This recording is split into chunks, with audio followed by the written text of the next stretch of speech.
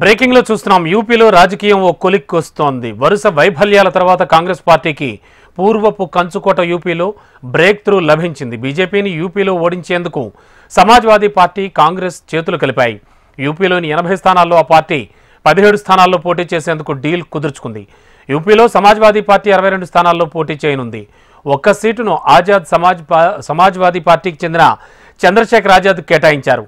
సీట్ల సర్దుబాటు జరగకుంటే రాహుల్ గాంధీ యాత్రలో పాల్గొనేది లేదని అఖిలేష్ తేల్చి చెప్పడంతో పొత్తుపై సందిగ్ధత నెలకొంది. ఈ నేపథ్యంలో కాంగ్రెస్ అగ్రనేత సోనియా గాంధీ, ప్రియాంక గాంధీ రంగంలోకి దిగి అఖిలేష్ను పొత్తుకు ఒప్పించారు.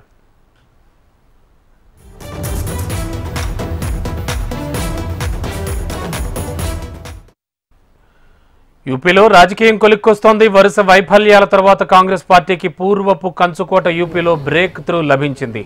బీజేపీని యూపీలో ఓడించేందుకు సమాజ్వాదీ పార్టీ కాంగ్రెస్ చేతులు కలిపాయి. ఇక ఇదే అంశంపై లేటెస్ట్ ఇన్ఫో అందించడానికి మా కరెస్పాండెంట్ శిరీష్ సిద్ధంగా ఉన్నారు ఢిల్లీ నుంచి. శిరీష్, మొత్తానికి యూపీలో ఒక లెక్క తేలిందంటున్నారు. అండ్ ఆల్రెడీ అఖిలేష్ అలక వీడారు అనుకోవచ్చా?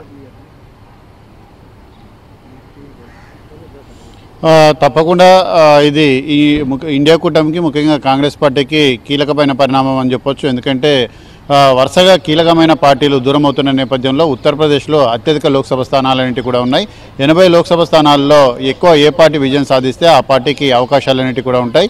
అయితే అఖిలేష్ యాదవ్ చేసిన ప్రకటన అనేది కూడా ముఖ్యంగా కాంగ్రెస్ పార్టీకి చాలా ఊరట కలిగించే అంశం అని చెప్పొచ్చు. అయితే దీంతో కాంగ్రెస్ పార్టీలో కొత్త ఉత్తేజం అనేది కూడా కనపడుతోంది. ఎందుకంటే కీలకమైన పార్టీకి సంబంధించిన నేతలందరూ ఇటు మమతా బెనర్జీ కానీ, అదేవిధంగా ముఖ్యంగా నితీష్ కుమార్ లాంటి వాళ్ళు కానీ, ఇక్కడ చూసినట్లయితే కేజ్రీవాల్, ఆమ్ ఆద్మీ పార్టీ, వీళ్ళందరూ కూడా కాంగ్రెస్ పార్టీకి హ్యాండ్ ఇచ్చిన నేపథ్యంలో కాంగ్రెస్ పార్టీతో కలిసి నడిచేందుకు సిద్ధమని చెప్పేసి అఖిలేష్ యాదవ్ ప్రకటించడం, సీట్ల సర్దుబాటు గురించి ఒక అవగాహనకు రావాలని చెప్పేసి రెండు పార్టీలు నిర్ణయించడం అనేది కూడా కీలకమైన పరిణామం.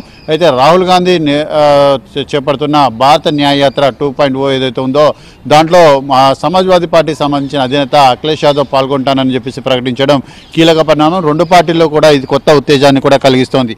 సో ఈ నేపథ్యంలో కాంగ్రెస్ పార్టీతో పొత్తు ఉంటుందని చెప్పేసి కూడా అఖిలేష్ యాదవ్ చెప్పారు. అయితే రెండు పార్టీలు కూడా వేరువేరుగా పోటీ చేస్తాయని చెప్పేసి ఏవైతే ఊహాగానాలు వచ్చాయో వాటి ఊహాగానాలన్నిటి కూడా అఖిలేష్ యాదవ్ తెరదించడం అనేది కూడా జరిగింది. అయితే మొత్తం మీద కూడా చూసినట్లయితే రాహుల్ గాంధీకి సంబంధించిన జోడో యాత్రలో కూడా ఇటు అఖిలేష్ యాదవ్తో పాటుగా ప్రియాంక గాంధీ కూడా పాల్గొంటారని చెప్పేసి కూడా సమాచారం కూడా అందుతోంది. మొత్తం మీద కూడా ఉత్తరప్రదేశ్లో కాంగ్రెస్ పార్టీ, సమాజ్వాదీ పార్టీల మధ్య సీట్ల సర్దుబాటుపై ఏదైతే ప్రతిష్టంభన ఏర్పడిందో ఆ ప్రతిష్టంభన తొలగించేందుకు ప్రియాంక గాంధీ చొరవ తీసుకొని ఇరు పార్టీల అంటే రాహుల్ గాంధీ అదేవిధంగా అఖిలేష్ యాదవ్లతోటి మాట్లాడారు. సో మొత్తం మీద కూడా రాష్ట్రంలో 17 లోక్సభ స్థానాలు అనేటివి కూడా కాంగ్రెస్ పార్టీకి ఇచ్చేందుకు సమాజ్వాదీ పార్టీ అంగీకరించడం కూడా జరిగింది. దీన్ని ధృవీకరించింది.